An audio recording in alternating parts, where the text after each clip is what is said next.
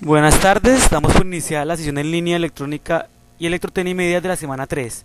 Entonces, como primera cosa, vamos a ver la actividad, ¿cierto? Semana 3, foro de la semana 3. Vamos a ver una explicación de la material que nos da en la semana 3. Y pues vamos a mirar lo del foro, ¿cierto? Cómo se responde. Yo siempre les envío acá el link de las dos sesiones que están en YouTube y el link donde pueden ingresar ustedes directamente a la sesión en línea sin necesidad de entrar por escena virtual, ¿cierto? Bueno, vamos a la parte principal, que es la material del curso.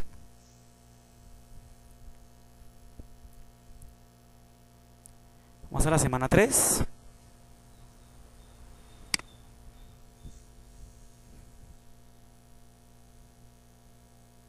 Entonces hay una versión interactiva y hay una versión descargable. Entonces vamos a la versión descargable. Muchas veces la interactiva no carga bien, de pronto por problemas de Flash Player o en Java, ¿cierto? También tiene que estar borrando los temporales, ¿cierto? Y el historial para que no bote este problema, ¿cierto? Ahí me salió el problema a mí. Bueno, le damos acá clic en descargar. Vamos a cargar la versión.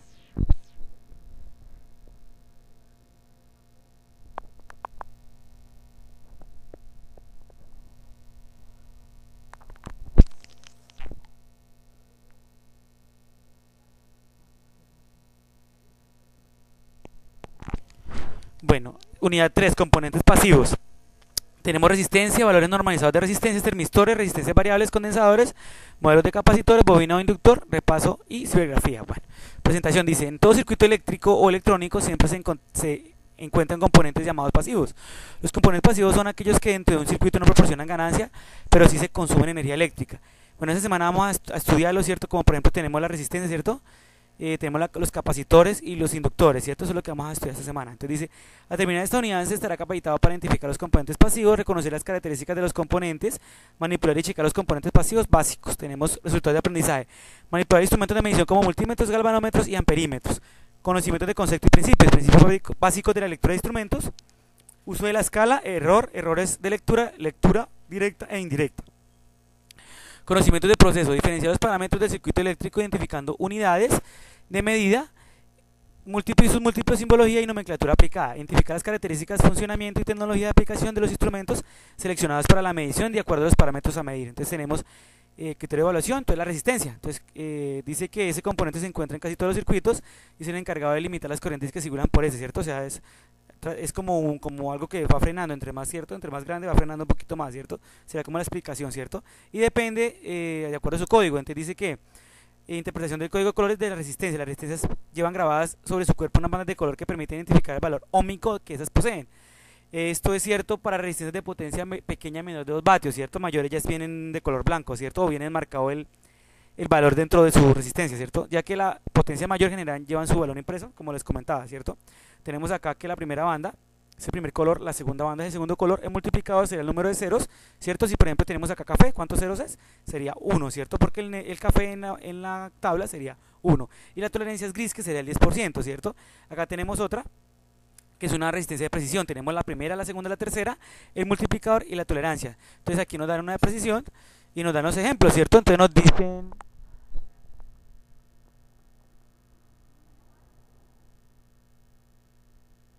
Acá tenemos los valores, dice que la resistencia, nos dan un ejemplo, ¿cierto? Para que ustedes lo puedan aplicar, ¿cierto? Cuando una resistencia de precisión, ¿cierto? Primera banda, segunda banda, tercera banda, la cuarta sería el multiplicador de 0, ¿cierto? Y la tolerancia, ¿cierto? Entonces se puede ver que la resistencia de la izquierda tiene los colores amarillo, violeta y naranja y oro, ¿cierto? Naranja y oro, ¿cierto? Amarillo, violeta, naranja y oro, ¿cierto?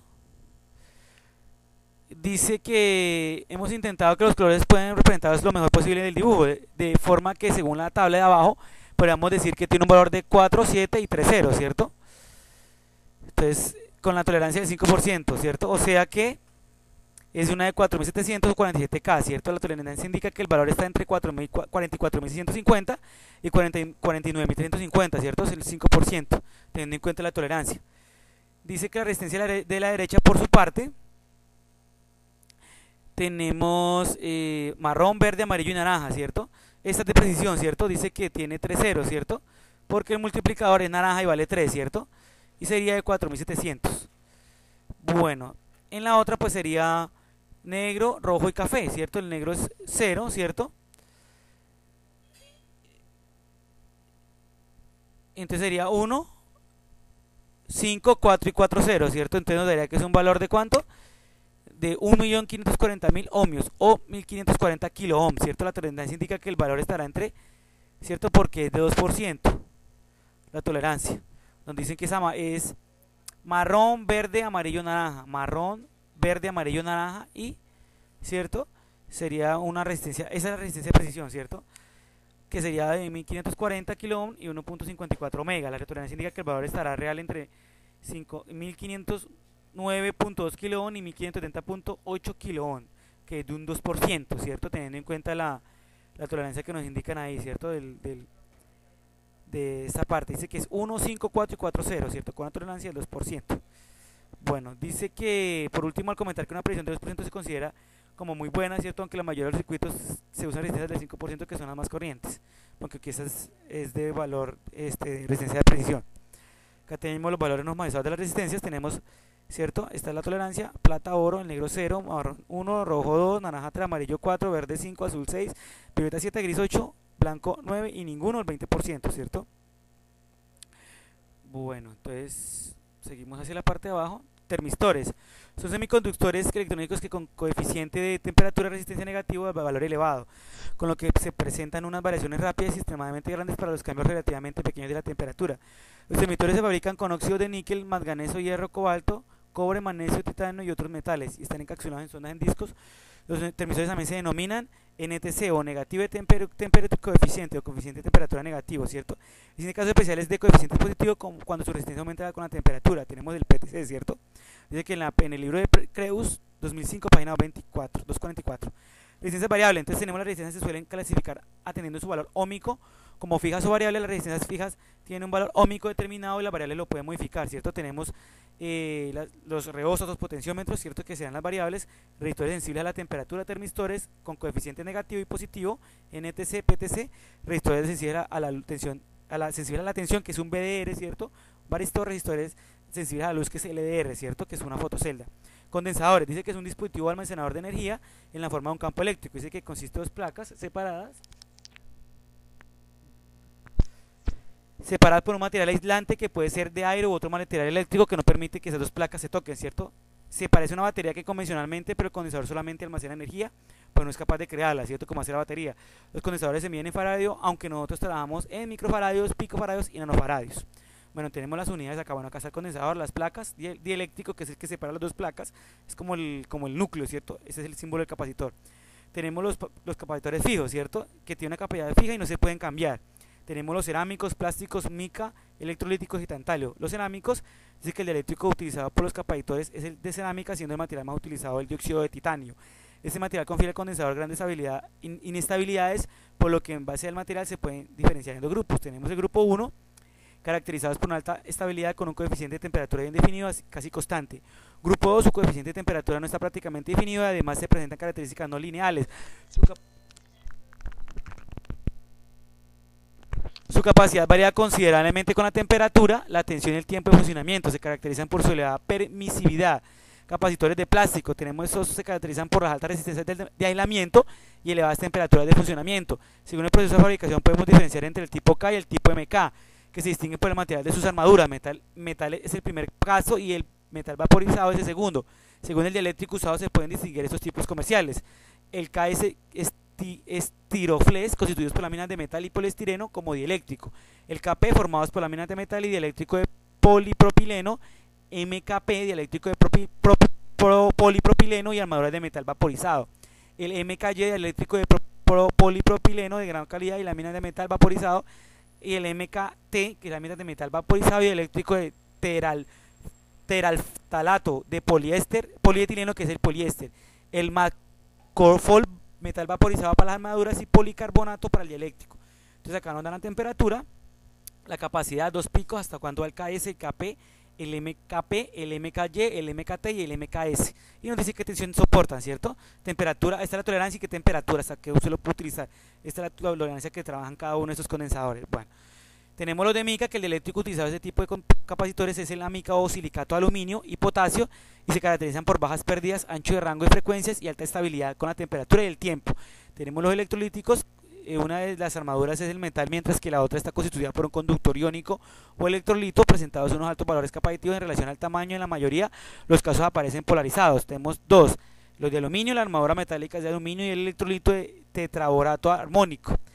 Los de tantalo, el dieléctrico está constituido por óxido de tantalo, y nos encontramos con mayores valores capacitivos que los anteriores para un mismo tamaño. Por otra parte, las tensiones nominales que soportan son menores que los de aluminio y su coste es algo más elevado. Tenemos los de doble capa eléctrica, también se conocen como supercapacitores o CAEB, debido a la gran capacidad que tienen por unidad de volumen. Se diferencian de los capacitores convencionales en que no usan eléctrico, por lo que son muy delgados.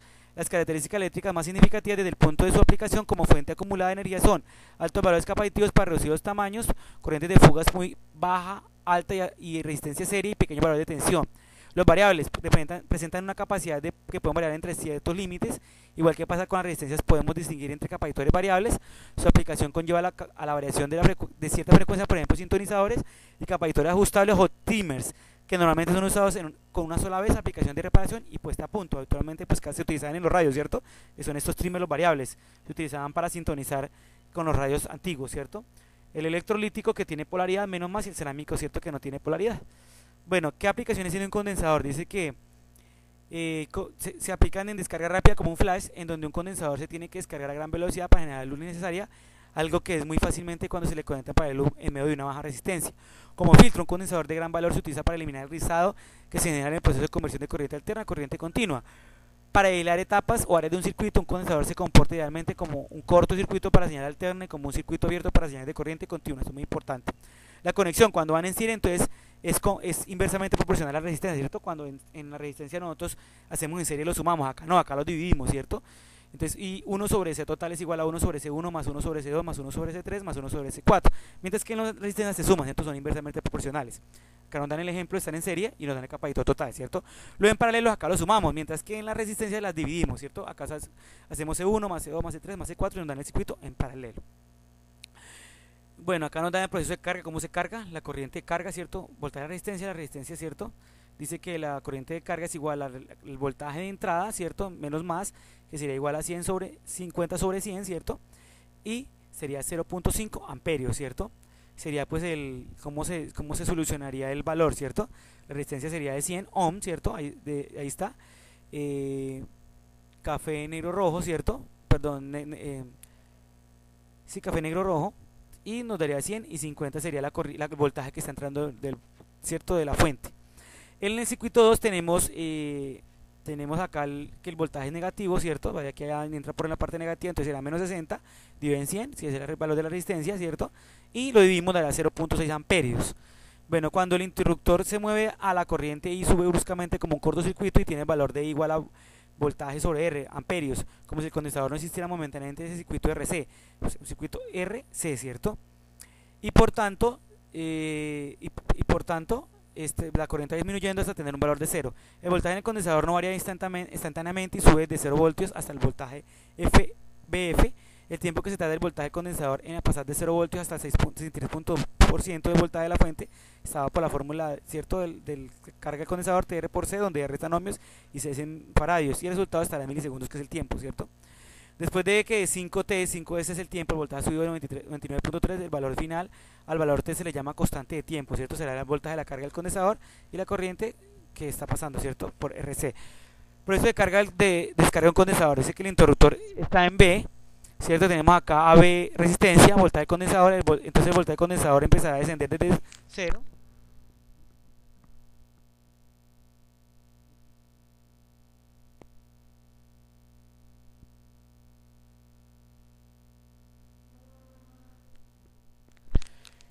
Empezará a descender desde B0, voltaje inicial del condensador, la corriente entrará a un valor inicial de B sub 0 igual a sobre E la resistencia dividido, ¿cierto?, y disminuirá hasta llegar a 0 voltios.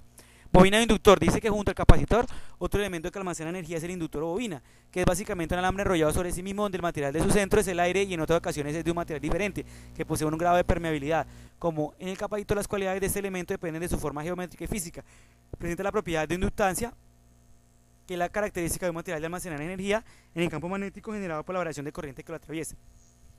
Una característica interesante de las bobinas es que se oponen a los cambios bruscos de la corriente que circula por ellas. Eso significa que ahora de modificar la corriente que circula por ellas, de ejemplo, ser conectada y desconectada a una fuente de poder, eso hará de mantener su condición anterior. Las bobinas se miden en henrios, pudiendo encontrarse bobinas que se miden en milihenrios, ¿cierto? El valor que tiene una bobina depende del número de espiras que tenga la bobina, es una fórmula que se puede hallar en internet. A más vuelta, mayor inductancia, o sea que mayor valor en henrios. El diámetro de la espira, mayor diámetro, mayor inductancia, o sea, valor mayor en henrios. La longitud del cable de esta está hecha de la bobina, ese tipo de material de este está hecho el núcleo, si es que lo tiene. El símbolo de la bobina, ¿cierto? Es como una bolita que va dando vueltas. Entonces acá tenemos... ¿Qué aplicaciones tiene la bobina? Una de las aplicaciones más comunes de las bobinas es que se encuentran en autos y forma parte del sistema de ignición, siendo encendido.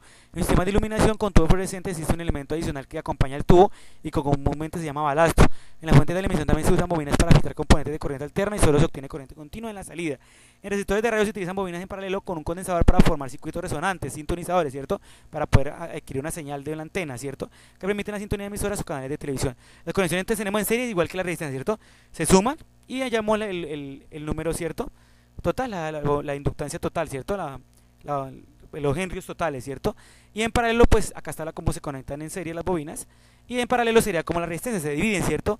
1 sobre L1 más 1 sobre L2 más 1 sobre R3 para allá la inductancia total, ¿cierto? Bueno, entonces acá nos da un repaso de la unidad para repasar. Y pues nos dan los libros que podemos trabajar: Creus, Valbuena. Bueno, y bueno, cibergrafía, podemos entrar acá para ver el código de colores para complementar un poquito más. Bueno, vamos a ver la parte de los foros, ¿cierto? Cerramos acá. Vamos al foro de la semana 3. Ya también coloqué el foro de la semana 4, ya lo pueden abrir.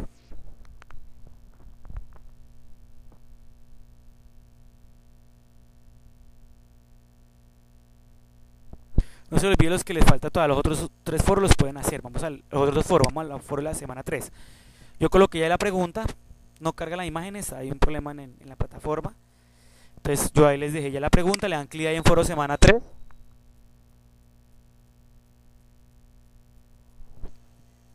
Espere que cargue la pregunta. Entonces dice: estimado aprendiz, realizo la apertura del foro de la semana 3. En este tercer foro del curso limitamos a qué diferencia encuentra entre resistencias condensadoras y bobinas entre sus unidades de medida y resolución de circuitos en paralelo y serie de los anteriores mencionados, ¿cierto? Eso es lo que vamos tratando, ¿cierto? Que ustedes que como su opinión, ¿cierto? De qué diferencia encuentran. No es copiar y pegar de internet, sino sacar como una diferencia que ustedes entiendan de lo que han leído. Bueno, ese sería el foro 3, y el foro 4 también lo tienen ya en línea. Bueno, vamos a las actividades, ¿cierto? Vamos acá a actividades. Vamos a la semana 3, ¿cierto? Actividades de la semana 3.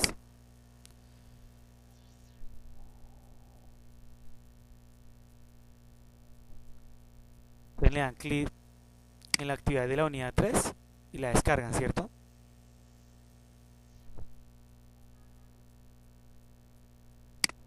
Bueno. Entonces al descargarla les aparecerá que te dice acá: dadas las resistencias, realiza un diseño en un circuito resistivo que entrega la resistencia total de 6.69 kΩ. Apóyese en los temas de los circuitos en serie paralelo, o sea, tiene que, ¿cierto? Puede ser un serio paralelo para que lea el valor total que tiene acá. La segunda: ¿a qué valor equivale la siguiente resistencia? Entonces ahí me dan varios colores. Por ejemplo, acá yo tengo, entonces me daría el segundo punto de que dice que tiene un valor de cuánto. Entonces usted me dice en cuánto es el valor. Acá tienen que sumar las resistencias para que lea el valor, sería la primera actividad. La tercera me dice: encuentre el valor en faradios de los siguientes condensadores. Son 101, 104, 22J. No olvide que J también tiene que ver con la tabla, ¿cierto? 3 kilovoltios es lo que aguanta el voltaje, 1 kilovoltio es lo que aguanta, ¿cierto? El 331. El cuarto: encuentre la capacitancia equivalente en el siguiente circuito. Entonces acá ustedes tienen uno en serie, acá tienen uno en paralelo, lo vuelven en serie, después lo suman, ¿cierto? En serie para hallar el valor de equivalente. Y en quinto, explica muy brevemente desde el punto de vista de funcionamiento algunas aplicaciones de la bobina en el ámbito industrial. O sea, cómo lo podemos utilizar de pronto una fuente, de pronto como un aislador, ¿cierto? Como un generador, pues no sé, como un reductor de corriente parásita. Bueno, ustedes miran en la industria cómo lo utilizarán, ¿no? Pues también en los televisores se utilizan, ¿cierto? Pero ustedes mirarán cómo lo pueden utilizar, ¿cierto? En la parte industrial. Esa será parte de la actividad, ¿cierto? Y pues ya ahí tendrían ya la parte de la semana, ¿cierto? Y lo envían acá donde dice espacio de la actividad, ¿cierto? Le dan clic ahí. No olvide que dale 15 más el foro 5, 20. Ya el curso terminará ya de este miércoles en 8. Estaremos terminando ya el curso. Nos queda ya semana y media. Le dicen examinar mi equipo. Buscan el archivo que van a enviar. Buscan el archivo.